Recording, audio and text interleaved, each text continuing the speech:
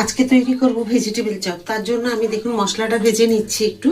একটা শুকনো লঙ্কা, যেহেতু পরিমাণটা কম, পরিমাণে কম থাকার জন্য ভাজা মশলার গুঁড়োটাও আমি পরিমাণে কম করব। আচ্ছা, নিয়েছি কয়েকটা গোলমরিচ আর এলাচ, চারটে পাঁচটা মতো এলাচ, আর দারচিনি নিয়েছি এক টুকরো, আর চার টুকরো মানে এলাচের দানাগুলো বের করে নিয়েছি, আর লবঙ্গ নিয়েছি চারটে। এগুলোকে একটু ভেজে নেব। অল্প একটুখানি জিরে,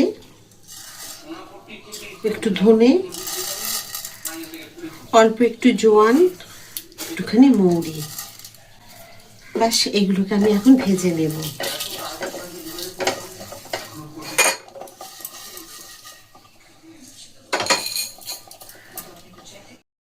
দিয়েছি এখানে অল্প একটুখানি তেল।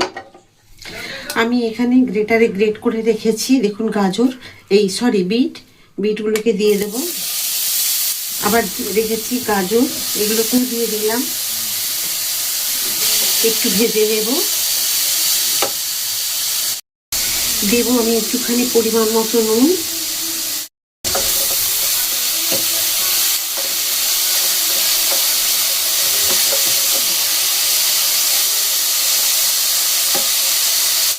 এখানে দিয়ে দেবো গ্রেট করা আদা। আমি হাফ ইঞ্চি আদা দিয়েছি, আপনারা যতটা হবে আবার বলে দিচ্ছি, পরিমাণ যেমন হবে সেই বুঝে কিন্তু দিতে হবে। দিচ্ছি আমি ছোট সাইজের আলু চারটে ও কয়েকটা কাঁচা লঙ্কা। ঝাল আপনারা যেমন খাবেন সেই বুঝেই দেবেন, কারণ একটা শুকনো লঙ্কা দিয়েছি গুঁড়ো, আর এই কাঁচা লঙ্কাগুলো মানে ঝাল নেই। এগুলোকে খুব ভালো করে মিশিয়ে নিতে হবে। দেখুন আমার এখানে কিন্তু খুব সুন্দরভাবে এটা রেডি হয়ে গেছে। বাদামকে এখানে আমি ভেজে নেব। আমি হামালদিস্তায় গুঁড়ো করে নিয়েছি, দিয়ে আমি এই মশলাগুলো দিয়ে দেবো একটুখানি। এই যে এখানে আমি বাদামগুলোকে একদম লো ফ্লেমে ভেজে নেব। প্রথমে লো ফ্লেমে না ভেজে নিলে না বাদামের ভেতরটা পুরো কাঁচা থাকবে, সেই কারণে শুকনো কড়াই আগে আমি তেল না দিয়ে ভেজে নেব। এদিকে মশলাগুলোকে খুব ভালো করে মিশিয়ে নেব। দেখুন অল্প একটু তেল দিয়েছি, তেল দিয়ে এখন এগুলোকে ভেজে নেব, কিন্তু হাই ফ্লেমে দেবো না, একদমই লো ফ্লেমে ভাজবো। লো ফ্লেমে ভাজলে কিন্তু বাদামগুলো ভেতর থেকে পুরো মানে ভাজা হবে না, তো কিন্তু কাঁচা কাঁচা থেকে যাবে। দেখুন বাদামগুলো কি সুন্দর ভাজা হয়েছে, ঠিক এইরকম গোল্ডেন ব্রাউন কালারটা ঠিক চলে আসবে। কাঁচা বাদামের যে রঙ, সেই রঙটা একদম পুরো চেঞ্জ হয়ে যাবে। এই যে এরকম। আর দেখুন কি সুন্দর ফেটে ফেটে গেছে। আমি একদমই হাই ফ্লেমে দেওয়া যাবে না, হাই ফ্লেমে দিলে সঙ্গে সঙ্গে ভাজা হয়ে যাবে ঠিকই, কিন্তু ভেতরটা কাঁচা থেকে যাবে। তো এইভাবে আমি তেলের মধ্যেও রাখবো না বাদামগুলোকে, তেল থেকে তুলে নেব, একটা বাটির মধ্যে রেখে দেবো। আর তেলটা পুরো টেনে নেবে নয়তো। আর এগুলো আগে একটু ঠান্ডা হয়ে বেশ ভালোভাবে মুচমুচে হয়ে যায়, তারপরে আমি কিন্তু যে ভেজিটেবল চপ তৈরি করব তার মধ্যে মেশাবো, কারণ এখন থেকে যদি মিশিয়ে দিই নরম হয়ে যাবে, সেই কারণে। এই বাটিটার মধ্যে নিয়ে নেব একটু কর্নফ্লাওয়ার। এই যে অল্প একটু নিয়ে নিলাম, অল্প একটু দেব নুন,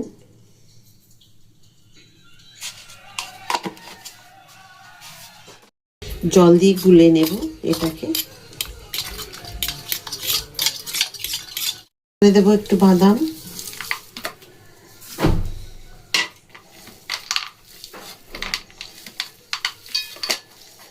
বাদামগুলোকে খুব ভালো করে মিশিয়ে নেব। এই যে দেখুন আমি রেডি করে নিয়েছি এভাবে। কর্নফ্লাওয়ার একটু কম হয়ে গেছিল, আমি আরো 2 চামচ দিয়ে দিলাম, কারণ এটা খুব বেশি পাতলা করা যাবে না। বেশি পাতলা করে দিলে যে ভেজিটেবল চপগুলো করবো ওর গায়ে যদি কোটিংটা একটু না লাগে তাহলে কিন্তু ভালো লাগবে না। এরকম দেখুন এই জায়গাতে নিয়ে নিচ্ছি বিস্কুটের গুঁড়ো। এবার আমি ঠিক এইভাবে কোটিংয়ে দিয়ে দেব। এইভাবে নিয়ে নিলাম,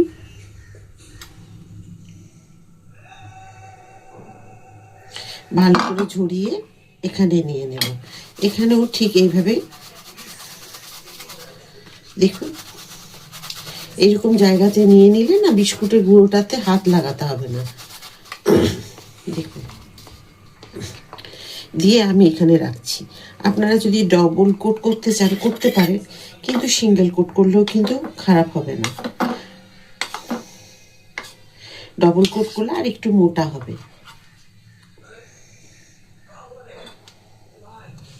এই যে দেখুন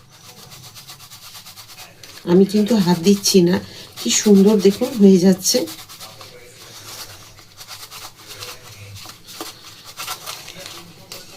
এবারে একটুখানি এভাবে হাত দিয়ে তুলে নিলাম শুধু, দেখুন। আচ্ছা এটার মধ্যেই দেখুন আমি একটা ডবল কোট করে দেখাচ্ছি। এই যে একবার তো করে নিয়েছি, আপনারা দেখেছেন।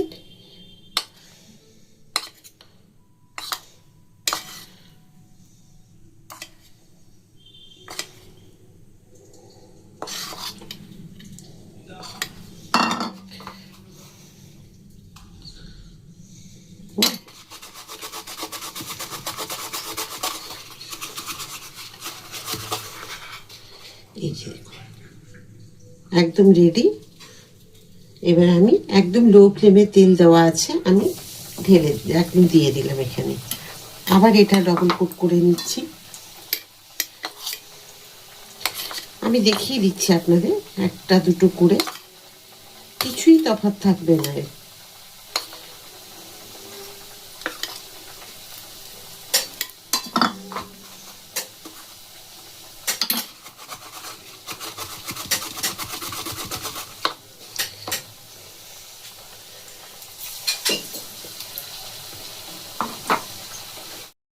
একদম লো ফ্লেমে আমি দিয়ে রেখেছি, আর এই কটাকে আমি ডবল কোট করেছি।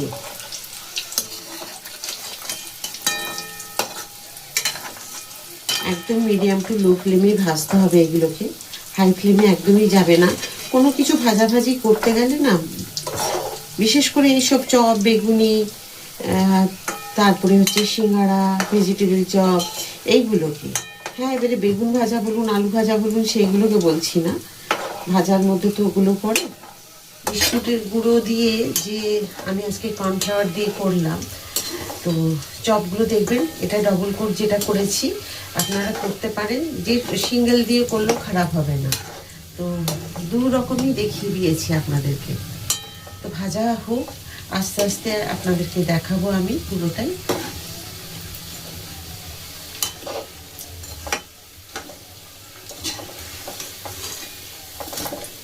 ভাজতে একটু সময় লাগে, কিন্তু সুন্দর হবে আস্তে আস্তে করে, কম মানে ফ্লেমের মধ্যে ভাজবে। চুন যতক্ষণে এগুলো হচ্ছে সাইড থেকে এগুলোকেও দিয়ে দিই, কারণ ওগুলো ভাজা হয়ে যাবে, ওগুলোর মতো তুলবো।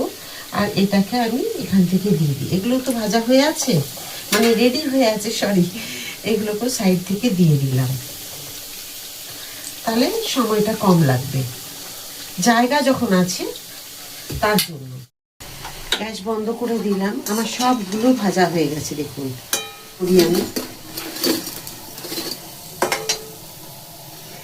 ওখানে বসিয়ে দিয়েছি চা, ভেজিটেবল চপের সাথে থাকবে চা 1 কাপ করে। ওহ জমে যাবে বিকেলটা। একটা বাটিতে সস নিয়েছি, মানে ঝাল টমেটো সস, আর একটা নিয়েছি কাসুন্দি। কাসুন্দি সবাই আমরা খাবো না, যে খাবে সে একটু নিয়ে নেবে। দেখুন আপনাদের আমি এইভাবেই দেখাই, বুঝতে পারছেন তো কিরকম হয়েছে। আর একটা ভেঙেও দেখাই আপনাদের, গরম আছে, কিরকম মুচমুচে হয়েছে দেখুন। এই দেখুন অসাধারণ হয়েছে দেখতে, আর সেরকমই মুচমুচে। এবারে বলুন চা সস কাসুন্দি যে যেটা পারবে দিয়ে খাবে। তো আমার তো রেডি এটা, এবার চাটা ছেঁকে নেব, ব্যাস বসে পড়বো খেতে। শসাগুলোকে আলাদা একটা জায়গায় কেটে নিয়েছি, কিন্তু এখন চায়ের সাথে খাবো তো শসা দিয়ে হয়তো খাবে না। আর যদি বলে যে পরে খাবে ভেজিটেবল চপ একটু পরে, তাহলে প্রথম চা খেয়ে নিয়ে পরে হয়তো খেতে পারে, যার যেরকম মানে মনে হবে। তা আমি এটাকে সাথে রেখে দেবো, খাবে না হয়তো এখন। আমরা ঘরোয়া মানুষ, ঘরোয়াভাবে সমস্ত কিছু দেখুন রেডি করে নিয়েছি। এখানে দিয়েছি আমার ছেলের জন্য 1 কাপ চা, এই যে দেখাই আপনাদের, সব সময় তো আসি না এইভাবে না, তো আপনাদের কাছে এই গ্লাসটা কিন্তু চা খুব অল্প আছে, খাবো আমি এই গ্লাসে চা খাওয়াটাই আমি পছন্দ করি। এটা খাবে আমার কর্তা, একটা খাবে আমার ছেলে একটা কাপে, একটা খাবে কাপে খাবে আমার মা। তো এই কাপে দুটো কাপ ছেলের আর আমার মায়ের, আর আমাদের দুজনের হচ্ছে গ্লাসে। তো আমরা দুজনেই এইভাবে গ্লাসে খেতেই ভালোবাসি, একদম ঘরোয়াভাবে যেরকম আমি থাকি সেটাই আপনাদেরকে দেখালাম। তো দেখুন এইভাবে নিয়েছি, আর এখানে চপ নিয়েছি। তো কেমন লাগলো আজকের ভেজিটেবল চপ সাথে চায়ের এই আড্ডা? যদি ভালো লেগে থাকে তো লাইক, সাবস্ক্রাইব আর শেয়ার করে দেবেন, আমার সাথে থাকবেন। আবার একটা নতুন কিছু নিয়ে আপনাদের কাছে চলে আসবো। সবাই খুব ভালো থাকুন। রাধা রাধা।